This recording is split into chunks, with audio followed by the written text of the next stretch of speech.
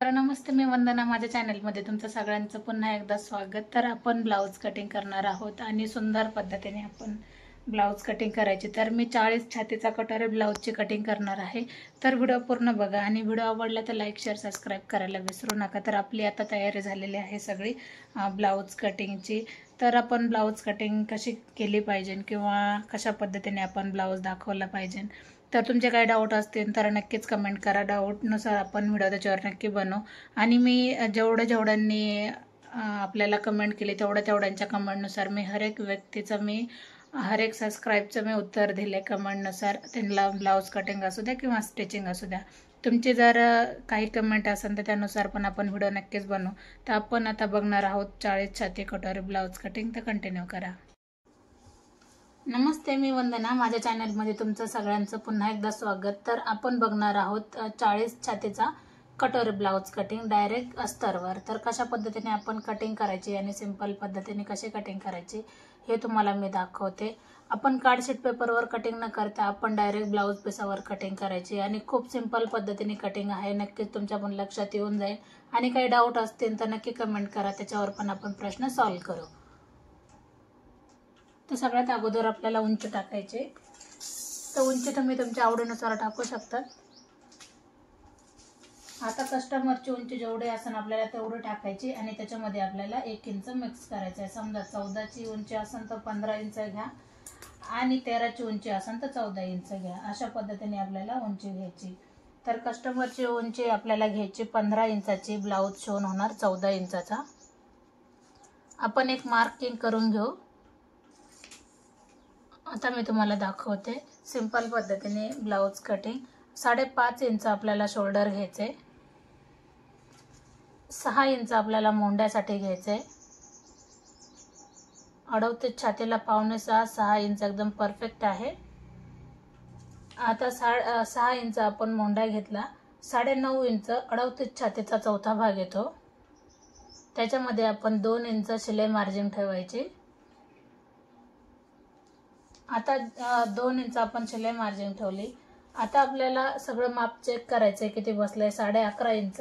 तर खाली आपण 11 इंच घेऊ कमरेच्या साईडनी, किंवा आपल्याला जर कमरेचं माप असेल तर त्याचा चौथा भाग काढायचा आहे आणि त्याच्यामध्ये आपल्याला 2.5 इंच मिक्स करायचे.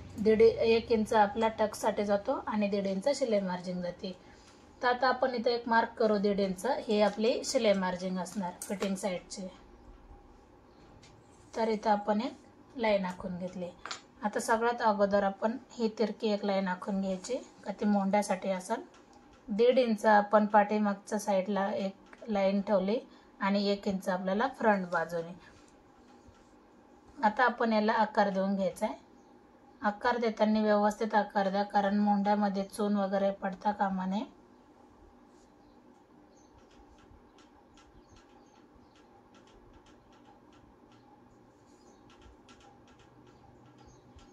अशा पद्धतीने आपण आकार दिलाय.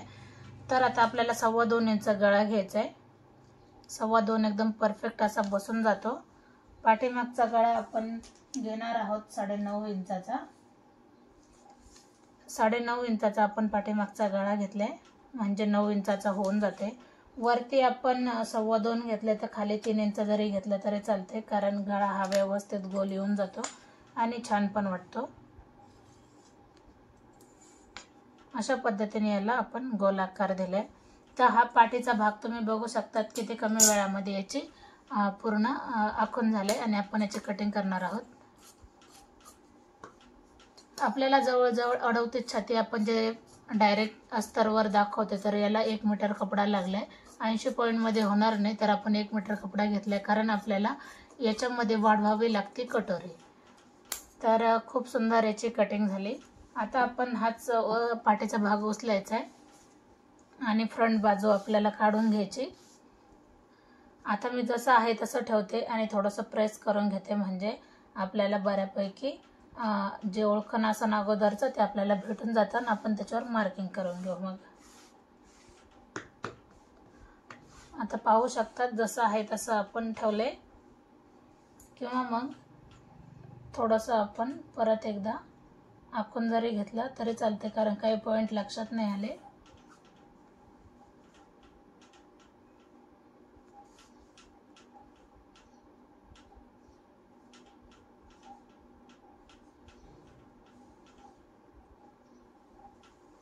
तर व्यवस्थित आखून घेतले, कुठेही कमी जास्त काहीच केलं नाही. आता जो आपला फ्रंटचा मोंडा आहे तो लक्षात येऊन जाते का अर्धा इंचावर त्याला आपण आकार दिलाय. तर मी तो पण आखून घेणार आणि ही लाईन एक आपली फिटिंगची. आता परत एकदा मी ह्या लाईनपासून चेक करते 5.5 इंच मोंडा बसतोय का नाही. तर एकदम परफेक्ट बसून जातोय 5.5 इंच. आपण तिथून परत एकदा धरूया 2.25 इंच आणि समोरचा गळा घेऊ आपण 6.25 घ्या किंवा 6 इंच घ्या. आपण 6.5 घेऊया. 6.5 घेतल्याच्या नंतर वरची लाईन आपल्याला परत एक जोडून घ्यायची आणि याला आपण गोल आकार देऊन घ्यायचा आहे गळ्याला.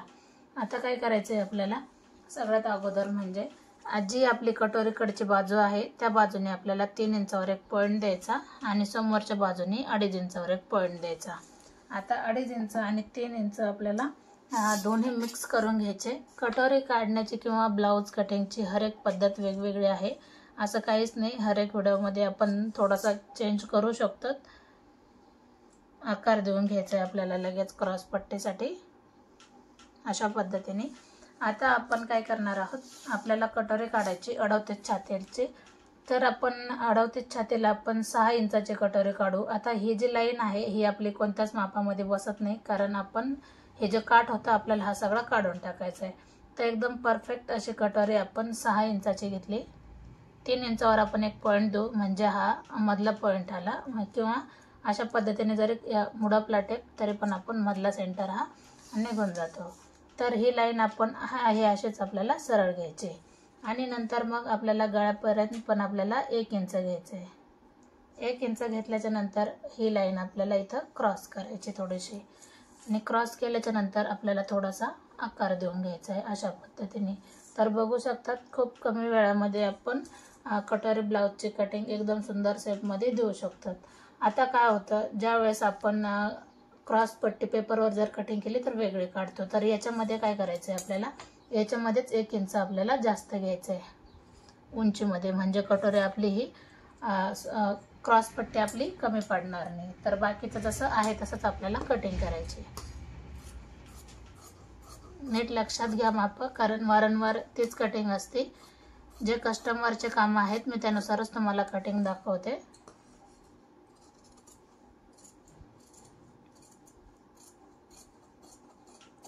आता तुम्हाला बदल याच्यामध्ये गळ्यामध्ये करू शकतात किंवा उंचीमध्ये करू शकतात. तुम्हाला कितीचा गळा लागतोय पाठीमागचा.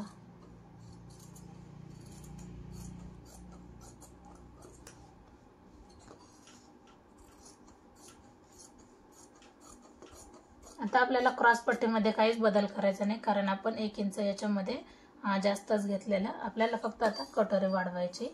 तर ती कशा पद्धतीने वाढवायची ते पण मी तुम्हाला सांगते.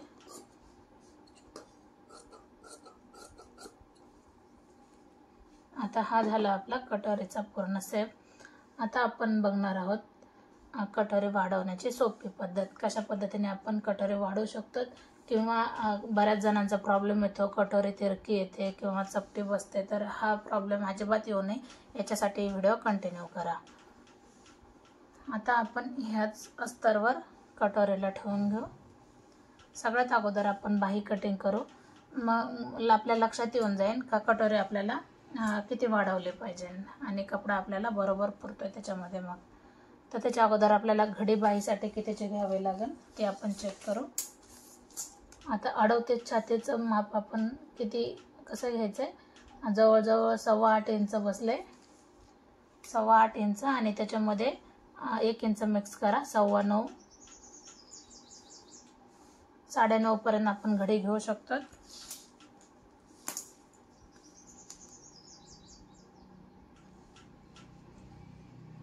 तर डबल फोल्ड मध्ये मी कपडा टाकलेला.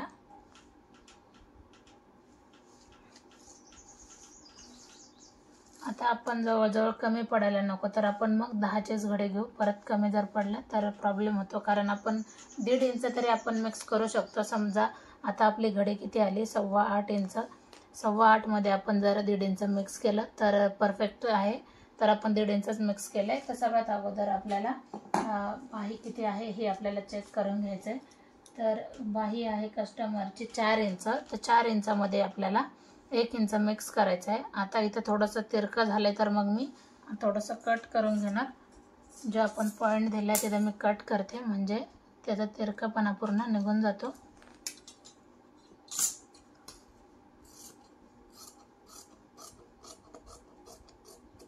थोडंसं पण तिरकं जर वाटलं तर कट करत चला। 4 इंचावर आपण लाईन आखून घेतली आणि ही जी घडी आहे त्यानुसार आपण ही लाईन आखून घेतली।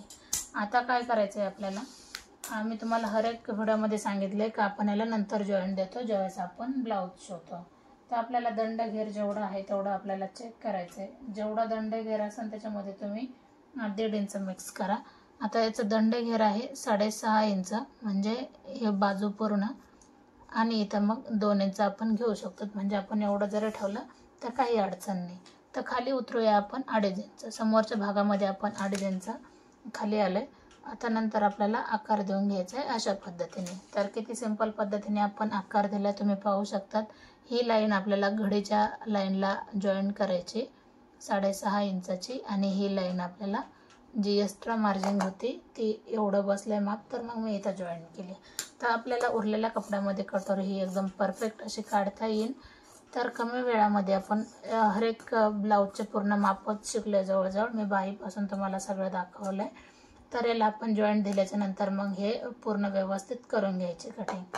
तर काय करूया आपण आता ह्याची कटोरी वाढवून घेऊ। तर कशा पद्धतीने ते मी तुम्हाला दाखवते।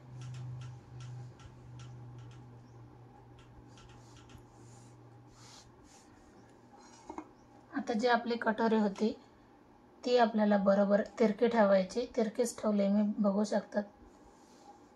तर जशी होती तशी मी त्याला आखून घेणार।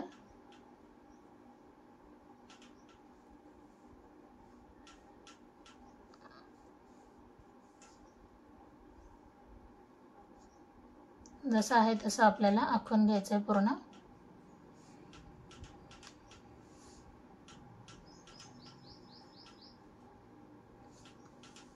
आता 6 इंचाची ही कटोरी होती, तर याच्यामध्ये आपला मध्यंतर किती येतो, 3 इंच येतो। तर जे हे माप आले त्याच्यामध्ये आपल्याला 3 इंच पॉईंट द्यायचा आहे। 3 इंचावर एक पॉईंट दिल्याच्या नंतर खाली आपण 1 इंच आलो तरी पण चालते, आणि कडेने आपल्याला 1.25 इंच जायचं आहे बाहेर। 1.25 इंच आपण ह्या साईडने गेले बाहेर, आणि 1.25 इंच ह्या बाजूने आले। आता थोडंसं आपण ह्या लाईनला आपण जोडून घेऊ, जे आपली कटोरीचा वरचा भाग असेल, आणि ही लाईन ह्या लाईनला जोडून घ्यायची। तर मी ह्या स्टिचिंग व्हिडिओ पण मी अपलोड करणार आहे, तर व्हिडिओ पूर्ण बघा। म्हणजे आपण ज्यावेळेस एखादा याचा कटिंग व्हिडिओ बघतो तर स्टिचिंग व्हिडिओ पण पूर्ण पाहत जा, म्हणजे तुमच्या लक्षात येईल का याची कटिंग पण किती परफेक्ट आणि फिटिंग पण किती परफेक्ट येते। तर इथं मी थोडंसं नॉर्मल बाहेर काढले मी, तर मी गोल आकार दिलाय, वरती गोल आकार घेतलाय अशा पद्धतीने, आणि नंतर मग मी इथं जॉईन करणार। असं आपण इथे जॉईन केले तर बघू शकतात। असं जरी पाहिलं तरी लक्षात येऊन जातं का कटोरीला शेप किती व्यवस्थित आलाय।